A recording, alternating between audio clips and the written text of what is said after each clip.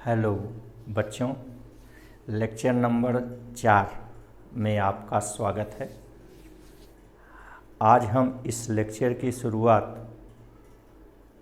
वैद्युत ऊर्जा से करते हैं। तो आइए वैद्युत ऊर्जा पढ़ा जाए।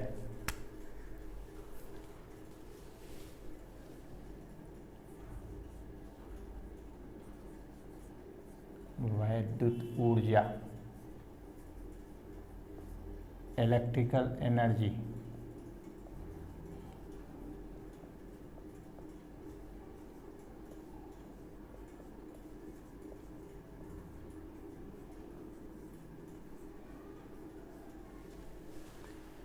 चूँकि हम जानते हैं जब चालकों को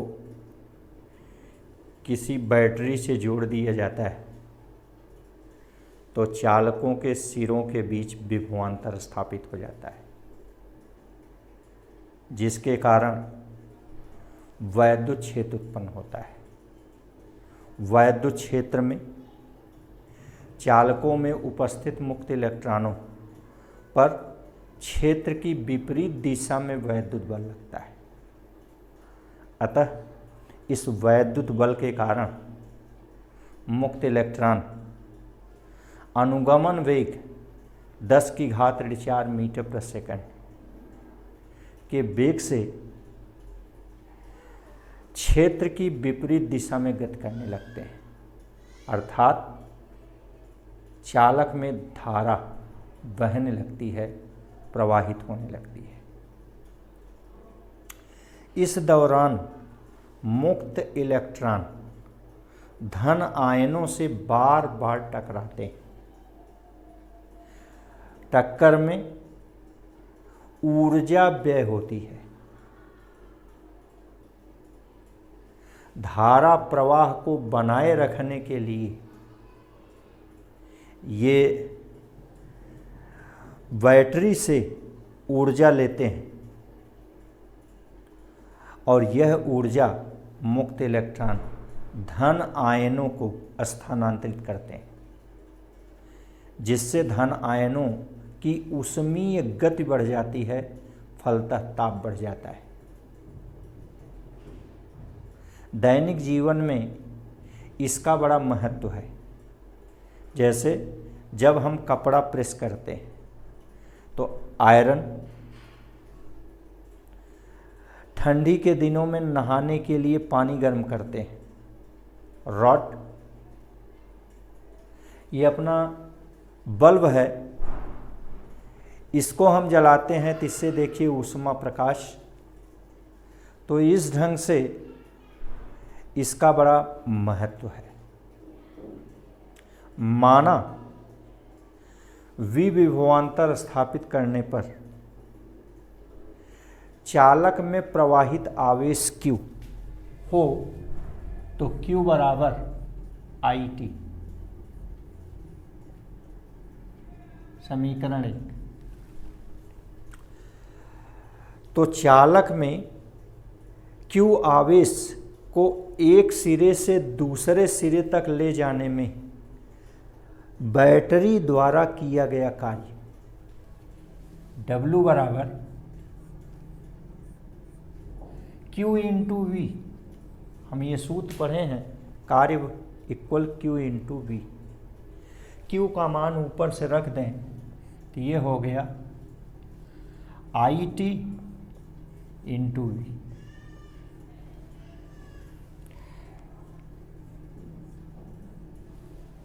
ठीक, IT इंटू V। चूँकि हम पढ़े हैं V बराबर IR, तो इस सूत्र से यह व्यय ऊर्जा या किया गया कार्य ये हो गया I into T into V equal IR। तो इस ढंग से ये हो गया I² RT। तो व्यय ऊर्जा का एक ये सूत्र मिला, व्यय ऊर्जा का एक ये सूत्र मिला। इसको समीकरण 2 और इसको समीकरण 3 कहा जाए। पुनः I बराबर V बटे R, V equal I R से I equal V over R, यह मान रखें तो यह W बराबर हो जाएगा V square over R square. तो एक R ऊपर नीचे से कटेगा, नीचे एक R बचेगा, तो ये हो जाएगा V square upon R into T. तो इस प्रकार व्यय ऊर्जा के ये 3 सूत्र हमको मिले। चूँकि हम पढ़े हैं 1 कैलोरी बराबर 4.2 जूल, 4.18 जूल होता है, तो उसको हम लगभग 4.2 जूल मानते हैं। तो 1 कैलोरी बराबर 4.2 जूल। ये सब व्यय ऊर्जा या कृत कार्य ये जूल में लिए गए हैं। अगर हम कैलोरी में इसको लें तो फिर 6 ऊष्मा H इक्वल W ओवर 4.2। यहाँ से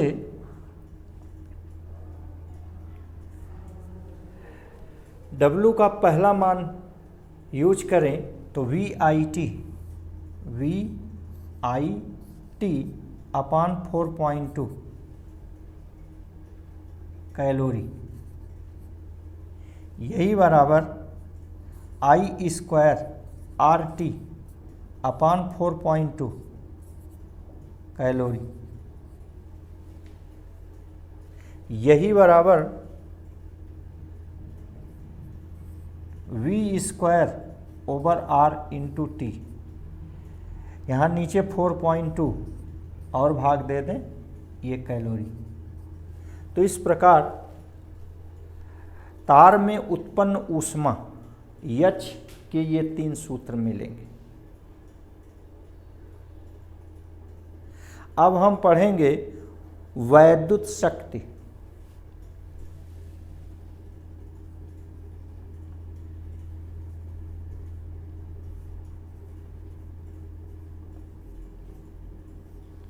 इलेक्ट्रिकल पावर।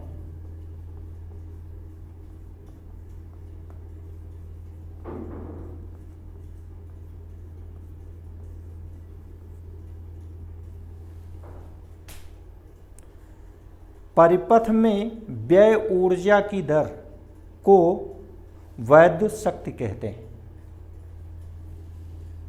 व्यय शक्ति P बराबर क्षय ऊर्जा की दर means W over T। W के भिन्न भिन्न 3 संबंध सूत्र हमको मिले, तो इससे P equal VI T over T, T से कट गया तो यह बराबर आ गया VI।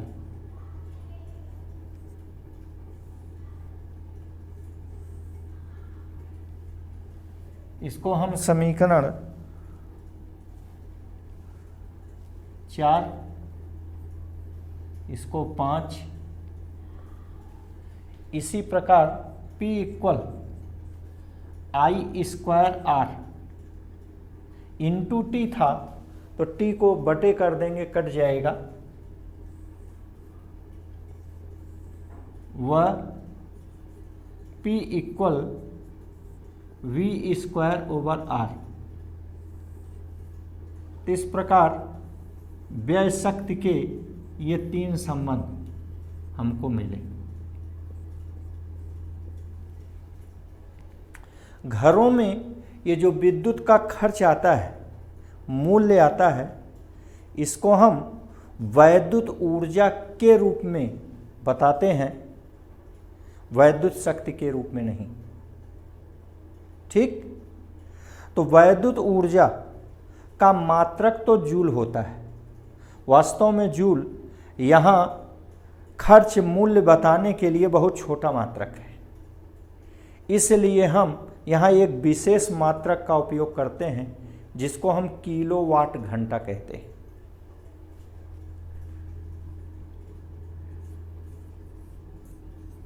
किलोवाट घंटा।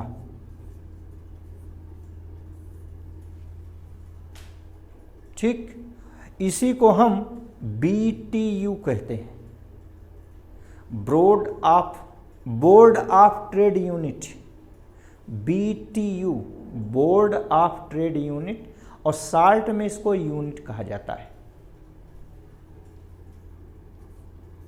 BTU, board of trade unit, short में केवल हम यूनिट कहते हैं। ठीक, तो हम बिजली का मूल्य हम इस मात्रक में बताते हैं। तो चूंकि वैद्युत ऊर्जा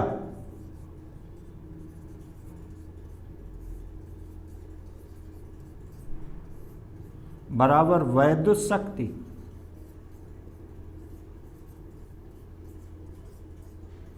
गुणे समय, तो ये बराबर हो गया P इंटू टी। आप ऊपर के सूत्रों से देखें, समीकरण 5 से P की जगह V आई, तो यह आपका सूत्र हो गया V इंटू आई इंटू टी। फिर आप ध्यान दें, यह P का मात्रक वाट और गुणे ये समय T का मात्रक घंटा। हमको चाहिए किलोवाट घंटा, तो 1000 का ऊपर और नीचे गुणा कर दें, तो ये हो गया 1000 वाट गुणे घंटा।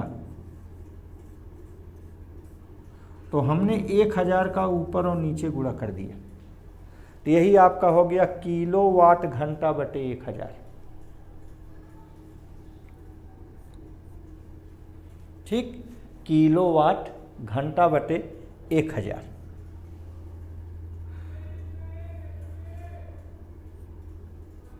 किलो वाट घंटा बटे 1000। ठीक, तो यहां से यूनिट बराबर आएगा, आप वाट की जगह पढ़े हैं VI, तो ये हो गया V गुणे I गुणे T बटा 1000। इसको और आगे करने के लिए आप लिख सकते हैं V मतलब वोल्ट, I मतलब एम्पियर,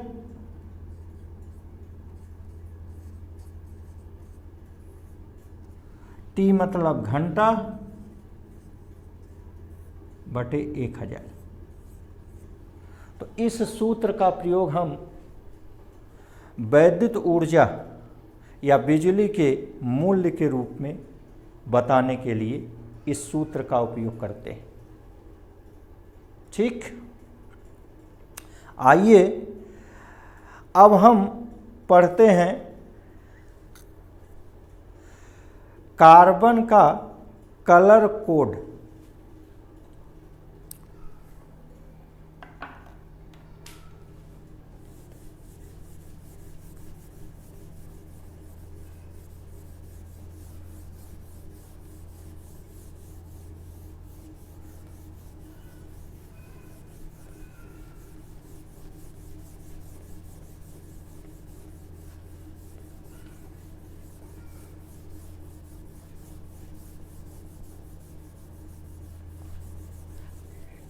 इस कलर कोड को पढ़ने से पहले थोड़ा सा और पढ़ लें।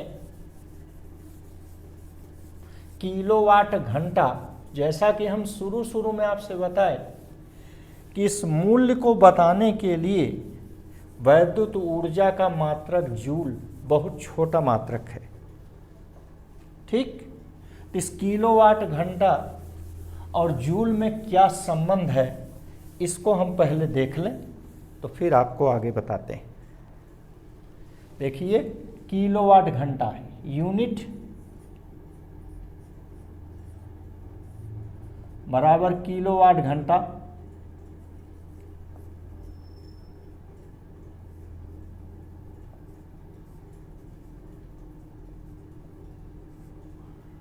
बराबर किलोवाट माने 1000 वाट, घंटा माने 3600 सेकंड।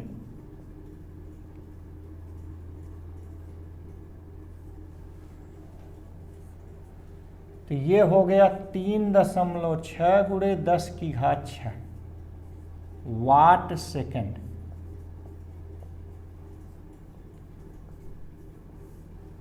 इस वाट सेकंड को हम जूल कहते हैं। तो 3.6 गुणे 10 की घात 6 जूल। तो इस ढंग से 1 किलोवाट घंटा बराबर 3.6 गुणे 10 की घात 6 जूल हमको मिला। ठीक, इनका कभी कभी बोर्ड के परीक्षा में पूछ लिया जाता है कि 1 किलोवाट घंटा बराबर होता है, तो आपको याद रहेगा 3.6 गुणे 10 की घात 6 जूल। चलिए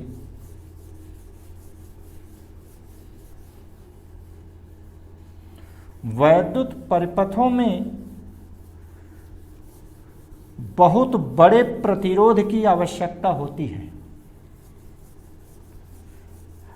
चूंकि हम पढ़े हैं प्रतिरोध R बराबर रो L अपान A, से बड़े प्रतिरोध के लिए बहुत लंबे चालक तार की आवश्यकता होगी, जो कि बहुत असुविधाजनक होगा। इसीलिए हम बड़े प्रतिरोध के लिए कार्बन का उपयोग करते हैं। और कार्बन के उपयोग में प्रतिरोध का मान बताने के लिए हम कलर कोड पढ़ते हैं।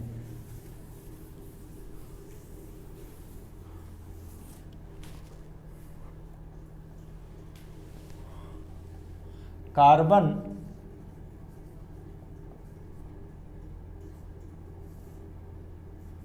का वर्ण कोड, कलर कोड,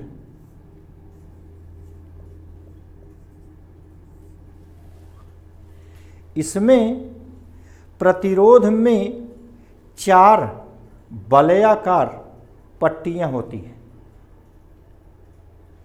पहली पट्टी प्रतिरोध के मान के पहले सार्थक अंक को, इसी प्रकार दूसरी पट्टी प्रतिरोध के मान के दूसरे सार्थक अंक को व्यक्त करती है। तीसरी पट्टी गुणक 10 की घात के रूप में व्यक्त होती है। अर्थात जब हमें प्रतिरोध का मान बताना होता है तो हम इसका गुणा कर देते हैं। और अंतिम तथा चौथी पट्टी जो प्रतिरोध की सहनशीलता टॉलरेंस को निरूपित करती है, ये गोल्ड कलर की, सिल्वर कलर की अथवा किसी भी कलर की नहीं हो सकती है। कभी कभी यह चौथी पट्टी होती ही नहीं है। ठीक, तो आइए यह कलर कोड कैसे होता है इसको हम जानें। वैसे कलर कोड को समझने के लिए एक वाक्य जो कि अपने आप बनाया जाता है, आप भी बना सकते हैं अपने अनुसार, वैसे बना करके याद कर लीजिए। ये है बीबी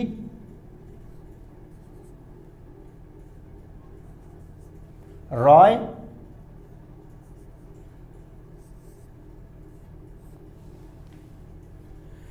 great boy very good wife. ये आप अपने मन से बना लीजिए, आप अपने अनुसार और भी जो भी वाक्य हो बना सकते हैं। एक व्यक्ति है, उसका नाम है बीबी रॉय। ठीक, वो है कैसा? ग्रेट बॉय, बहुत अच्छा लड़का है। और उसकी क्या खासियत है? उसकी वेरी गुड वाइफ, माने उसकी पत्नी बहुत अच्छी है। तो उसी से ये बन गया B B Roy great boy very good wife. ठीक, इससे निकला क्या? बी का मतलब हुआ ब्लैक, इस बी का मतलब ब्राउन, आर का मतलब रेड, ओ का मतलब ऑरेंज।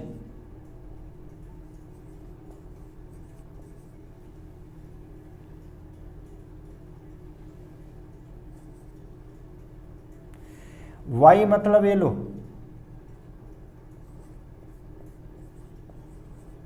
जी मतलब ग्रीन, बी मतलब ब्लू, वी मतलब वायलेट, और इस जी का मतलब ग्रे, और डब्लू का अर्थ है व्हाइट।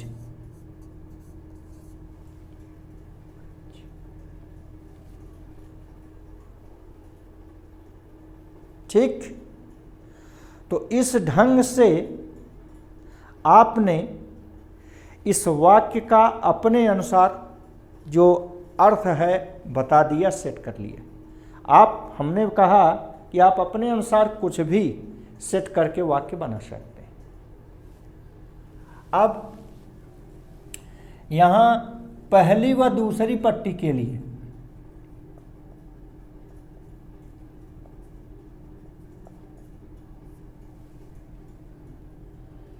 जीरो, एक, दो, तीन, चार, पाँच, छः, सात, आठ, नौ।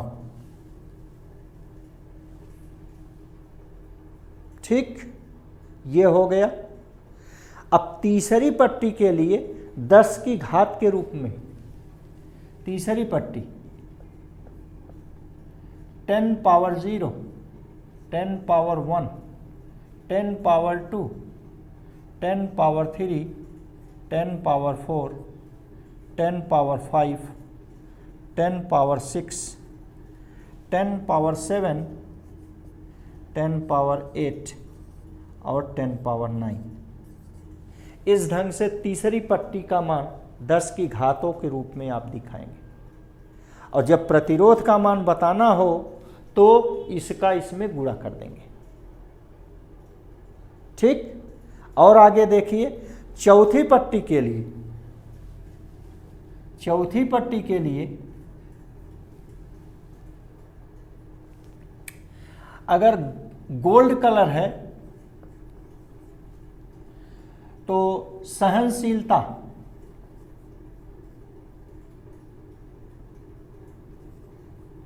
टॉलरेंस ±5%, और अगर सिल्वर है तो टॉलरेंस ±10%, और कोई रंग नहीं है, कोई कलर नहीं,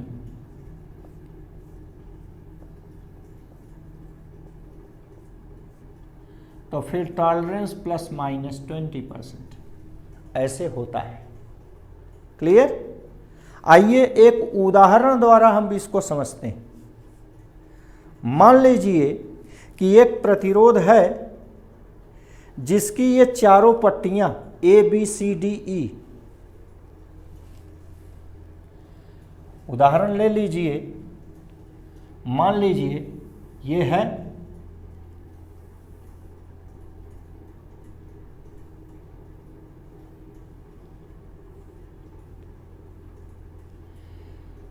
ये इसकी पट्टियां हैं। पहली पट्टी हो गई, ये दूसरी पट्टी हो गई, ये तीसरी पट्टी हो गई, ये चौथी पट्टी हो गई। पहली, दूसरी, तीसरी, चौथी, इसको A, इसको B, इसको C, इसको D आप कह दीजिए, मान लीजिए। ठीक, मान लीजिए यह पीले रंग की है, येलो कलर की है, यह वायलेट कलर की है, बैगनी रंग की है, और ये तीसरी पट्टी नीले रंग की है, ब्लू कलर की है, और ये चौथी पट्टी जो है यह सुनहरे रंग की है, गोल्ड कलर की है। ठीक, मान लीजिए ऐसे है। तो आखिर इस प्रतिरोध का मान कितना होगा? तो प्रतिरोध का मान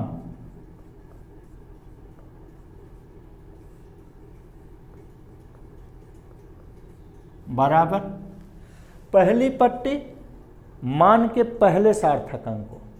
तो पहली पट्टी वायलेट है, इसमें वायलेट खोजिए, कहाँ है? ये है। तो वायलेट में देखिए पहली पट्टी के लिए 7, 6, 7 हो गया। ठीक, फिर पहली पट्टी येलो है, पीला रंग है, तो पीले रंग के लिए, पीला कहाँ है? ये है, पीले रंग के लिए 4। तो देखिए पहला सार्थक अंक हो गया प्रतिरोध के मान का 4। ठीक, दूसरी पट्टी वायलेट है, तो वायलेट के लिए सार्थक अंक कौन सा हुआ? 7। तो देखिए ये दूसरा सार्थक अंक हो गया 7, हो गया 47। फिर तीसरी पट्टी ब्लू, तीसरी पट्टी ब्लू, ब्लू के लिए देखिए ये तीसरी पट्टी के लिए 10 की घात 6, ये गुणक है, 10 की घात 6 ये गुणक है, इसका हम गुणा कर देंगे। ठीक, और अंत में चौथी पट्टी गोल्ड कलर की है, ये टॉलरेंस सहनशीलता बताती है, और गोल्ड कलर के लिए सहनशीलता ±5%। इस प्रकार प्रतिरोध का मान आपने देखा, यह हो गया 47, 10 की घात 6 माने मेगा ओम ±5%। ये आप देखिए आपके प्रतिरोध का मान इतना आया, और 10 की घात 6 मेगा माने 10 की घात 6 ओम बहुत बड़ा मात्रक है। तो इतने बड़े मात्रक के लिए सूत्र हम पढ़े हैं R = ρ/L/A। तो इस ढंग से R का मान बड़ा होने के लिए L का मान बहुत बड़ा होना चाहिए, और इतना बड़ा मान निकालने के लिए बहुत असुविधाजनक हो जाएगा। इसीलिए हम इस कार्बन प्रतिरोध का उपयोग करते हैं। परिपथ में अगर बहुत बड़े मान की आवश्यकता हो, मेगा ओम के ऑर्डर के मान की आवश्यकता हो। ठीक, चलिए अब पढ़ते हैं प्रतिरोधों का संयोजन। ये गुणक है, इसको गुणक लिख दे रहे हैं क्योंकि यहां देखिए गुणा किया जाता है इनका। अब चलिए पढ़ा जाए प्रतिरोधों का संयोजन, कॉम्बिनेशन ऑफ रेजिस्टेंसेस। ये हूबहू ऐसे ही है जैसे आपने संधारित्रों का संयोजन पढ़ा था, याद कीजिए। संधारित्रों के संयोजन में आप श्रेणी क्रम पढ़े थे, समांतर क्रम पढ़े थे, मिश्रित क्रम आपको तमाम न्यूमेरिकल्स बताए हैं मिश्रित क्रम के। तो वही स्थिति यहाँ भी है प्रतिरोधों के संयोजन में। आइए प्रतिरोधों का संयोजन पढ़ते हैं, श्रेणी क्रम, समांतर क्रम।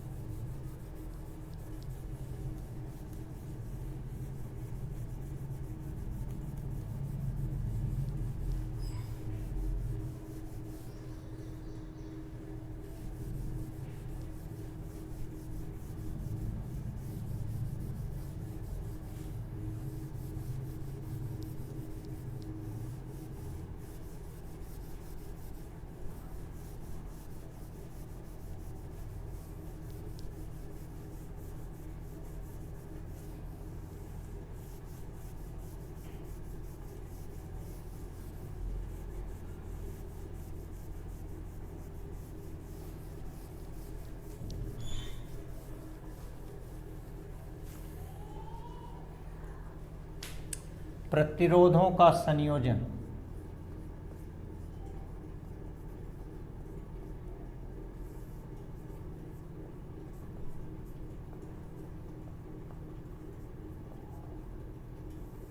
Combination of resistances।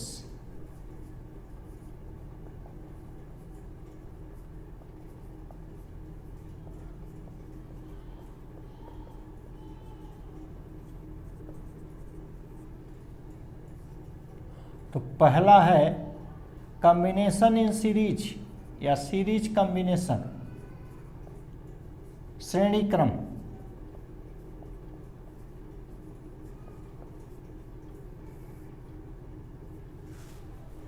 श्रेणी क्रम संयोजन में प्रत्येक संधारित्र का दूसरा सिरा अगले संधारित्र के पहले सिरे से जोड़ दिया जाता है और अंत में पहले संधारित्र के पहले सिरे को और अंतिम संधारित्र के अंतिम सिरे को बैटरी से जोड़ देते हैं।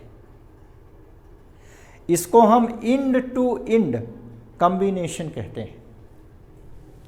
देखिए,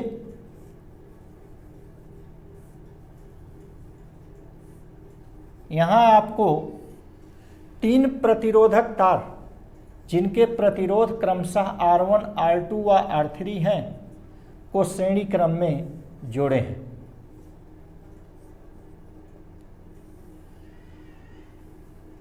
ये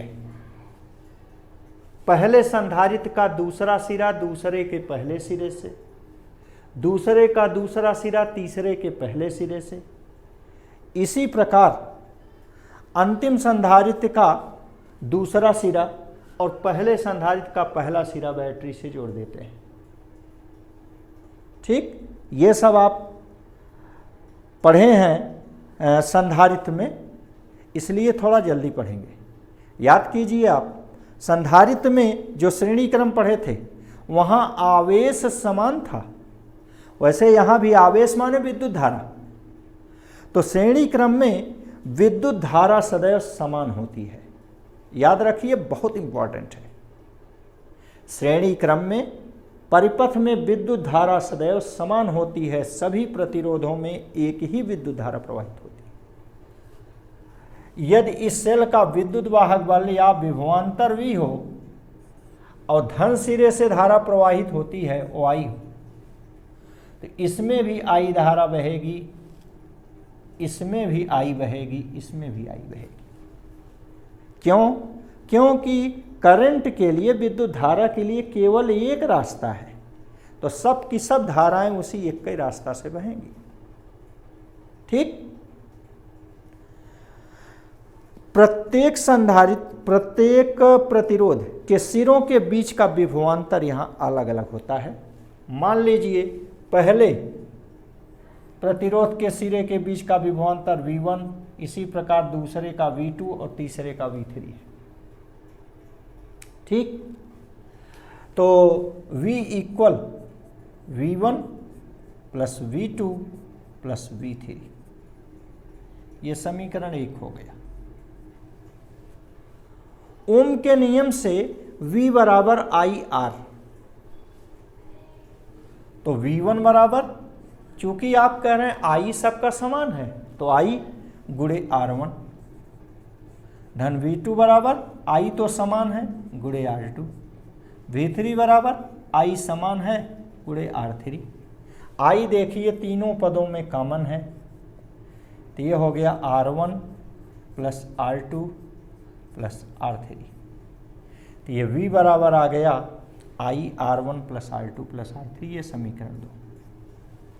अब इन सभी तीनों प्रतिरोधों के स्थान पर आप केवल एक प्रतिरोध लीजिए जिनमें धारा के मान में कोई परिवर्तन न हो, तो इसे हम तुल्य प्रतिरोध कहेंगे। और इस तुल्य प्रतिरोध का मान अगर R है और इसमें प्रवाहित धारा I है, तो V बराबर IR, इसको हम समीकरण 3 कहेंगे। समीकरण 2 व 3 की तुलना करने पर दोनों के बाएं पक्ष बराबर हैं, इसलिए दाहिने पक्ष बराबर हो जाएंगे। तो I R equal I R1 plus R2 plus R3। आप देख रहे होंगे दोनों पक्षों में I समान है, कट गया, तो बचेगा अथवा R बराबर R1 plus R2 plus R3। इस प्रकार श्रेणी क्रम संयोजन में तुल्य प्रतिरोध अलग अलग प्रतिरोधों के योग के बराबर होता है, अर्थात श्रेणी क्रम में तुल्य प्रतिरोध का मान बहुत अधिक आता है। ठीक, अब चलिए समांतर क्रम पढ़ते हैं। समांतर क्रम संयोजन, दूसरा इन पैरेलल।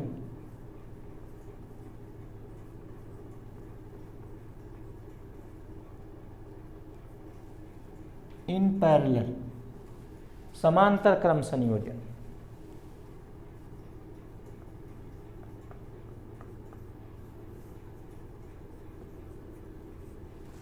समांतर क्रम संयोजन याद कीजिए, वहां पर सभी एप्लायंस माने सभी वैद्युत उपकरणों के पहले सिरे को एक बिंदु से और उन सभी के दूसरे सिरे को दूसरे बिंदु से, अर्थात सब के सब वैद्युत उपकरण इन्हीं दो बिंदुओं के बीच जुड़े होते हैं।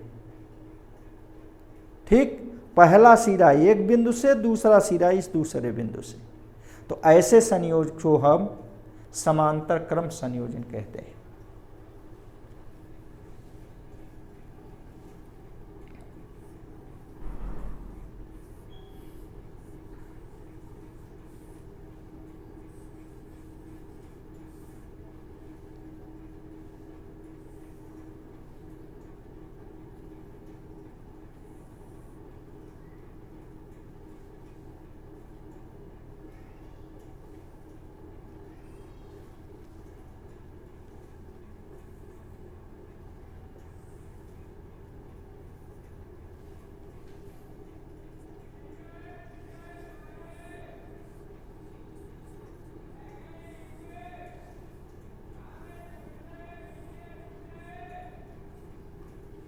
ये बिंदु ए मान लीजिए, ये बिंदु बी मान लीजिए। इनके प्रतिरोध क्रमशः R1, R2, R3 ले लीजिए। इस सेल का विभवांतर या विद्युत वाहक बल V ले लीजिए।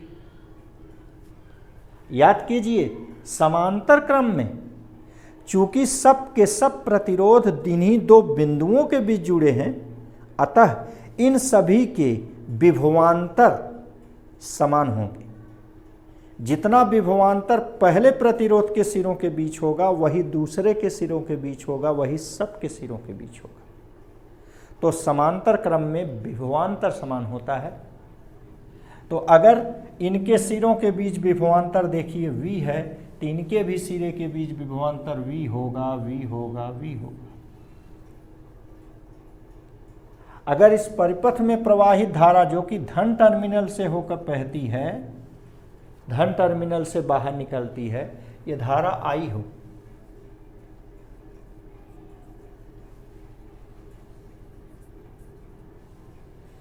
ठीक, तो इस धारा के देखिए कई रास्ते हैं। समांतर क्रम याद कीजिए, बताए थे वहाँ एक जंक्शन होता है, जैसे दिल्ली जंक्शन उदाहरण हमने लिया था। वहाँ से देखिए हर राज्य की गाड़ियाँ जाती हैं और हर राज्य से वहाँ गाड़ियाँ आती हैं। तो वही स्थिति है कि जंक्शन से देखिए कई रास्ते हैं, इधर जाने के भी हैं, इधर भी, इधर भी। तो यहाँ पर धारा के कई रास्ते हैं। मान लीजिए इसमें I1, इसमें I2 और इसमें I3 धारा बह रही है, ठीक। तो किरचॉफ के नियम का नाम लिए थे, Kirchhoff current law, Kirchhoff junction law या किरचॉफ फर्स्ट लॉ, ठीक। हमने कहा था उसको बाद में पढ़ा जाएगा, जब आएगा तो बाद में, अभी इसी चैप्टर में आगे पढ़ेंगे बाद में। तो वहाँ नियम बताए थे किरचॉफ का पहला नियम।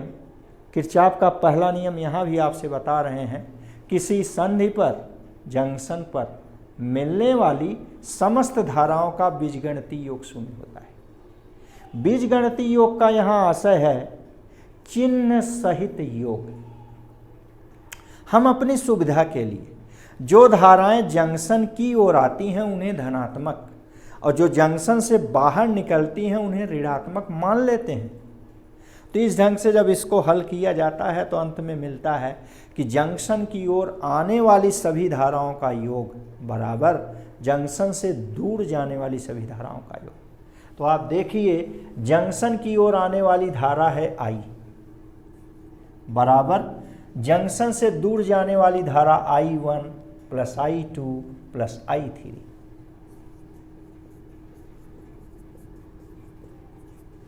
क्लियर है? तो किरचॉफ फर्स्ट लॉ से, किरचॉफ जंक्शंस लॉ से, किरचॉफ करंट लॉ से ये संबंध हमको मिला I equal I1 plus I2 plus I3। इसको समीकरण 1 कह दें। अब ओम के नियम से V बराबर IR या I बराबर V बटे R। चूंकि आप कह रहे हैं विभवांतर तो सबका समान है तो विभवांतर सबका समान ले लिए।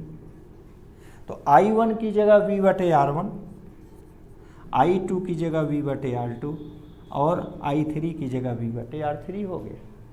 देखिए V हर जगह से कॉमन है तो V कॉमन ले लिए 1 अपान R1 प्लस 1 अपान R2 प्लस 1 अपान R3।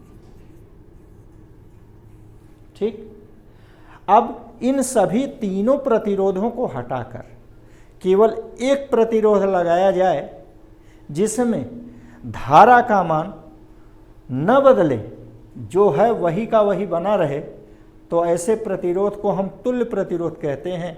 और जिसकी तुल्य प्रतिरोध का मान R हो, तुल्य प्रतिरोध का मान R हो, तो ओम के नियम से V बराबर IR या I बराबर V बटे R। इसको हम समीकरण 2 कह रहे हैं, I बराबर V बटे R। इसको हम समीकरण 3 कह रहे हैं। समीकरण 2 और 3 की तुलना करने पर दोनों के बाएं पक्ष I बराबर है तो दाहिने पक्ष बराबर हो जाएंगे।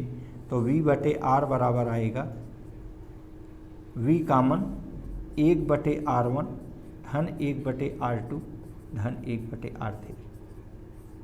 आप देखें दोनों तरफ से V कट गया तो आपको मिला 1 बटे R बराबर 1 बटे R1 धन 1 बटे R2 धन 1 बटे R3।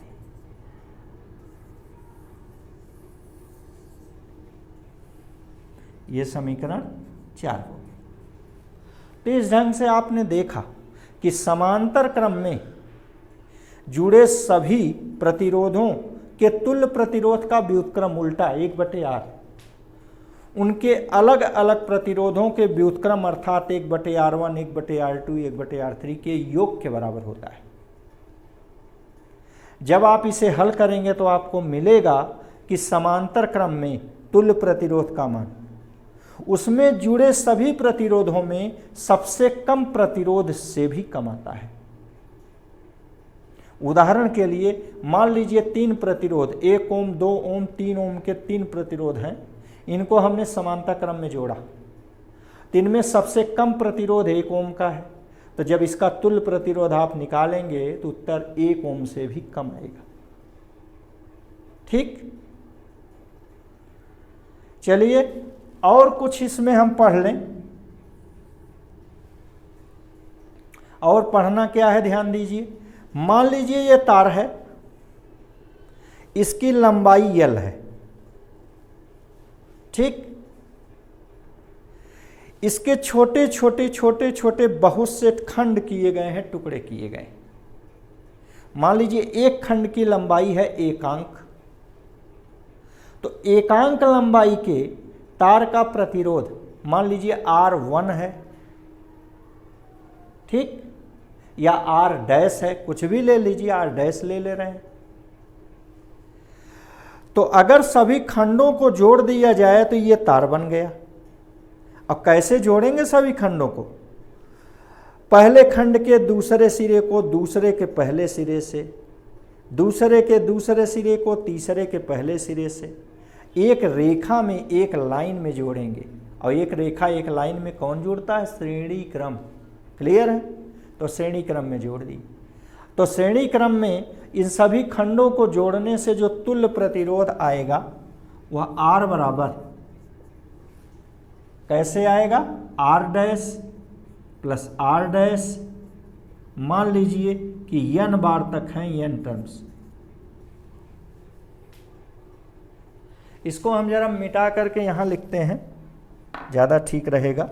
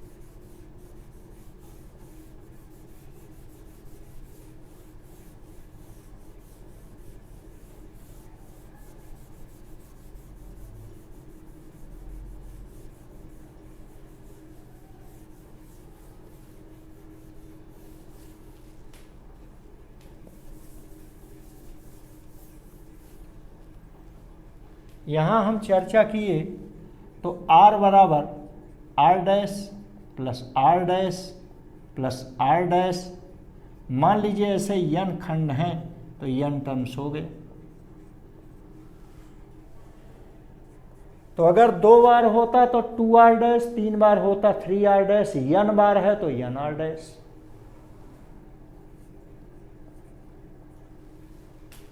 ठीक, nR डैश हो गया।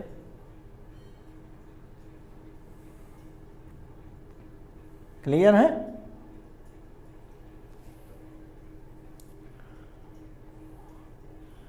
तो इस ढंग से क्या मिला? इस ढंग से मिला कि चालक का प्रतिरोध उसकी लंबाई के, चालक का प्रतिरोध उसकी लंबाई के अनुक्रमानुपाती होता है। देखिए प्रतिरोध लंबाई ज़्यादा है तो प्रतिरोध n गुना हो गया, ज़्यादा हो गया।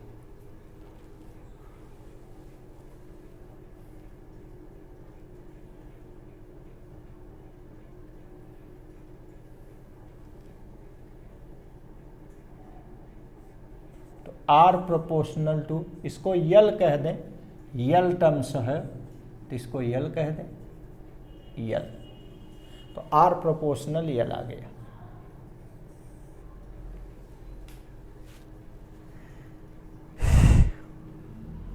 इसी प्रकार मान लीजिए कि यह हमारा चालक तार है, इसको छोटे छोटे छोटे छोटे पतले पतले हमने ऐसे समांतर रेखाओं में बांट दिया तो क्या होगा? इसका वो अनुप्रस्थ काट A1, A2, A3, A4 ऐसे कटता चला जाएगा। मान लीजिए ये A बार तक है, जैसे यहाँ इसको कैसे काटे हैं, ये यल लंबा था, ये यल लंबा, ऐसे ऐसे ऐसे ऐसे ऐसे ऐसे ऐसे ऐसे ऐसे हमने इसको काटा था। तो वैसे यहाँ भी अब आप देखें, यहाँ ऐसे है, ऐसे, तो हम ऐसे ऐसे काट रहे हैं, A1, A2, A3, A4, ऐसे कितनी बार तक काटे हैं? A बार तक काटे हैं। A1 है, A2 है, A3 है, A4 है। ठीक, तो ये कैसे जुड़े हैं? A1, A2, A3, A4 सभी के पहले सिरे एक जगह से जुड़े हैं और इनके दूसरे सिरे एक जगह से जुड़े हैं, अर्थात ये समांतर क्रम है। अगर समांतर क्रम में तुल्य प्रतिरोध R हो तो हम पढ़े हैं 1/R बराबर 1/, मान लीजिए इनके प्रतिरोध R डैश हैं, ऐसे कितनी बार तक? A टर्म्स तक रहेंगे। तो 1/R